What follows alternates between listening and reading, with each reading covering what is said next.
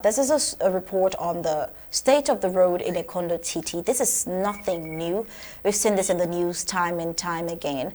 But then we're seeing that the government is most likely having a scheme to even make money from the international scene about the state of the roads in Ambazonia and in La Republique. Well, the deplorable condition of the Ekondo TT road, which is a harsh reminder of the challenges faced by communities in the southern Cameroons, the road which was once under construction by a Tunisian company in 2017 was abandoned after a known gunman kidnapped and killed foreign workers despite ransom payment.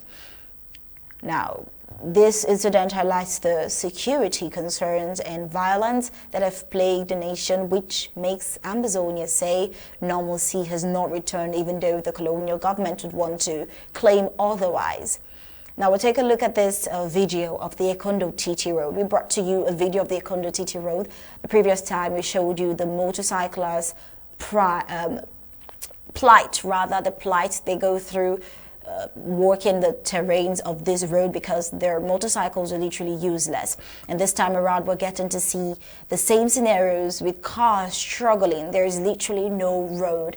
It is as good as saying impassable. Cars end up breaking down at spots like this. Now it is disturbing to note that the area, which is represented by the Prime Minister, has the roads remaining in disrepair. Many are questioning why funds are not in use for the right purpose, why funds potentially up to 1 billion francs CFAs aren't being allocated to improve the road and ensure the comfort and safety of locals. Instead, some argue that the funds are being mismanaged and benefiting those already wealthy, both domestically and internationally.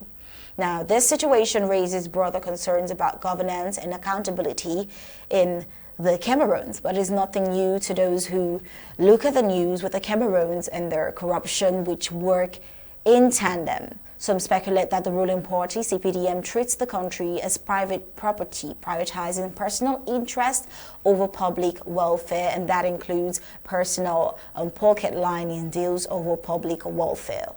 Now, we're highlighting the key situations which include security concerns, mismanagement of funds, a lack of accountability, which is nothing new with the colonial administration, and so much more. We get to see the infrastructure damage, recurring flood due to terrible planning. Due to terrible towns planning, we get to see reoccurring floods. We get to see terrible roads because of the government's negligence. And what they're more concerned about is asking for almost 1 billion francs CFAs to do things that at the end of the day, nobody gets to see them actually done, even though the money eventually is disbursed. And it is quite sad. It is quite sad.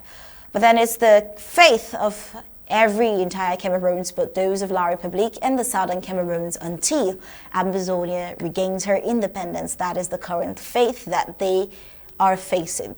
Now, looking at this case, we want to divert the attention to the state of the schools.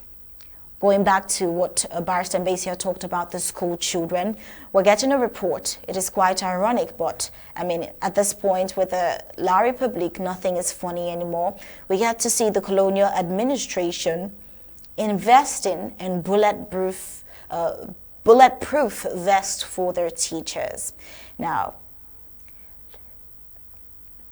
as the colonial government of La Republique du Cameroon continues to push its false narrative of a return to normalcy in the southern Cameroons, it becomes increasingly clear that the facade is designed to deceive the international community by diverting attention away from the ongoing atrocities, human rights violations, and injustices inflicted upon Ambazonia, with the colonial regime attempting to cover up its long-standing theft of Ambazonia's independence. It is now forcing teachers to wear bulletproofs to teach students in schools, and they're not even thinking, how do the children get to protect themselves if teachers are the only ones wearing these bulletproofs? Why not bring an end to the crisis instead of investing in bulletproofs for just a single teacher, leaving the entire students defenseless?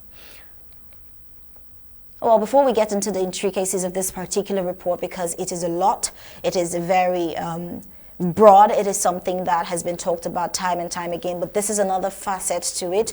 But then before we get into that, we're going to take a quick look at the previous report of the roads. We'll take a look at that before we get into the state of schools in Ambazonia. Now, what is interesting with this particular report, because I mean, we've seen time and time again, the roads in Ambazonia are terrible, are depleted, but then having this new request of 350 million francs CFAs by the colonial government, something that a lot of Ambazonians and La République citizens understand that they're never going to see the fruit of.